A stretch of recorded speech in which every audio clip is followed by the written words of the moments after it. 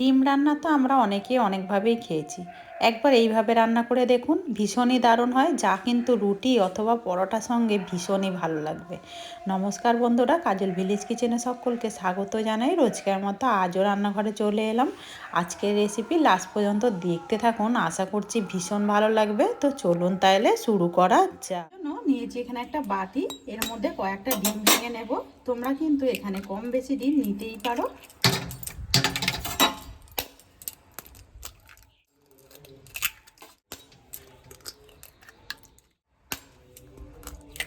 তো আমি এখানে 5টা ডিম ভেঙে নিয়েছি।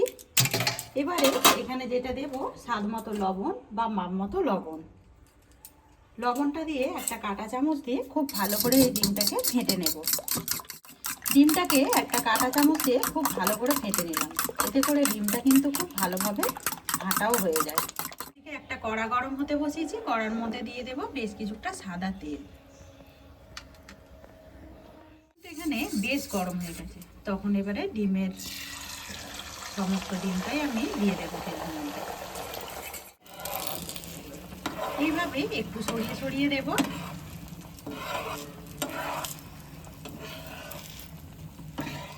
এখানে দেখো ডিমটা কতটা শুকিয়ে এসেছে, তখনই এটাকে এবারে উল্টে দেবো। উল্টে দিয়ে এইভাবে একটু মাঝখান থেকে ছোট ছোট টুকরো করে আমি কেটে নেব।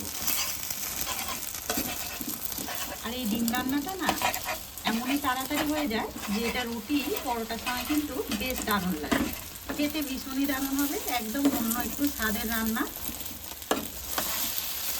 এখানে দেখো এইভাবে কিন্তু ডিমটাকে আমি ভেজে নিয়েছি, আর বেশি ভাজার দরকার নেই। এবারে একটা থালার মধ্যে ঢেলে নেব। একটা থালার মধ্যে ঢেলে নিলাম। আবারও আমি কড়াটাকে কিন্তু গরম হতে বসিয়ে দিয়েছি, আর কড়াটা কিন্তু এখন বেশ গরম আছে। আবারও আমি এর মধ্যে দিয়ে দেবো বেশ কিছুটা সাদা তেল। তো এই রান্নাটা কিন্তু সাদা তেলের মধ্যেই করতে হবে, এতে করে খেতে কিন্তু ভালো লাগবে। দেখো তেলটা কিন্তু বেশ গরম হয়ে গেছে, দিয়ে দেবো 1 চামচ রসুন কুচো। এখানে দেখো রসুনটা কিন্তু হালকা একটা সুন্দর গন্ধ এসে গেছে আর ভাজাও হয়ে গেছে। দিয়ে দেবো 1 চামচ কাঁচা লঙ্কা কুচানো। এখানে কাঁচা লঙ্কা দিয়েও খুব ভালো করে নাড়াচাড়া করে নিলাম। এই ফাঁকে দিয়ে দেবো আমি এখানে একটা পেঁয়াজকে এইভাবে বড় করে টুকরো করে রেখেছি, কেটে নেওয়া পেঁয়াজ। আর এই সময় কিন্তু গ্যাসটাকে একটু আস্তে রাখতে হবে। দিয়ে দেবো আমি এখানে একটা ক্যাপসিকামকে এইভাবে ওই একইভাবে বড় করে টুকরো করে নিয়েছি, দিয়ে দেবো কেটে নেওয়া। মিশিয়ে নেব। আর এইখানে দেখো একটা টমেটোকেও আমি ওইভাবে একইভাবেই টুকরো করে কেটে নিয়েছি, দিয়ে দেবো কেটে নেওয়া টমেটো। দিয়ে একটু নাড়াচাড়া করে নেব। তো দিয়ে দেবো স্বাদ মতো লবণ বা মাপ মতো লবণ। এতে করে সবজিগুলো কিন্তু একদম নরম হয়ে যাবে। খুব ভালো করে একটু মিশিয়ে নেব। এবারে সামান্য একটু দেবো জল, খুবই সামান্য দেব। এখানে দিয়ে দেবো 1 চামচ টমেটো কেচাপ, আর দিয়ে দেবো 1 চামচের মতো সয়া সস। সামান্য একটু দিয়ে দেবো জিরে গুঁড়ো, একটু দিয়ে দেবো ধনে গুঁড়ো, আর দেবো এখানে সামান্য একটু লঙ্কার গুঁড়ো। তো যেহেতু আমি এখানে 3টে কাঁচা লঙ্কার ব্যবহার করেছি, কাঁচা লঙ্কার জন্য আমি অল্প করে দিয়ে দিলাম। তো একটু ঝাল ঝাল হলেই কিন্তু খেতে ভালো লাগবে। আর দেবো গোলমরিচ গুঁড়ো। সমস্ত উপকরণগুলোকে দিয়ে একটু মিশিয়ে নেব। এতে করে জলটা দিলে পরে মশলাগুলো কিন্তু একেবারেই গলে যাবে না, আর সবজিগুলো কিন্তু আরও সুন্দরভাবে নরম হয়ে যাবে, আর এর রঙটাও কিন্তু পাল্টে যাবে না। উপকরণগুলো বেশ মশলার সঙ্গে খুব সুন্দর করে একটু ভেজে নিলাম 1 মিনিট মতো। এবারে এখানে ভেজে নেওয়া ডিমগুলো দিয়ে দেব। সমস্ত ডিমটাই দিয়ে দিলাম, আর এই ফাঁকে দিয়ে দেবো একটু চিলি ফ্লেক্স।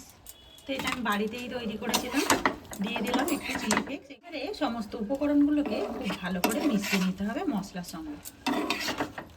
আর দেখতেই পাচ্ছ কতটা সহজে আর কতটা কম উপকরণ দিয়ে কিন্তু এরকম একটা টেস্টি ডিমের একটা রান্না হয়ে যায়, তাও আবার কতটা কম সময়ের মধ্যে দিয়ে। এতে করে দেখো রুটি খেতে কিন্তু ভীষণই দারুণ লাগবে, আর স্বাদটাও কিন্তু মুখে, অনেক সময় আমরা আলু বা সবজি খেয়ে থাকি, একটু কিন্তু পাল্টাবে। তো এখানে একদম এগ চিলি একদম রেডি হয়ে গেছে। আগেই বলেছি এটা রুটি অথবা পরোটার সঙ্গে কিন্তু ভীষণই দুর্দান্ত লাগবে।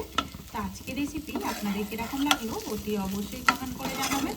যদি ভালো লেগে থাকে একটা লাইক করে দিয়ে এইভাবে আমার পাশে থাকবেন, আমাকে সাপোর্ট করবেন। আমার এরকম নিত্য নতুন রান্নার জন্য পাশে থাকা বেল আইকনটি প্রেস করবেন। সবাই ভালো থাকবেন, সুস্থ থাকবেন। ধন্যবাদ। আবারও কোনো নতুন রেসিপি নিয়ে ফিরে আসবো। আজকের মতো এই পর্যন্ত।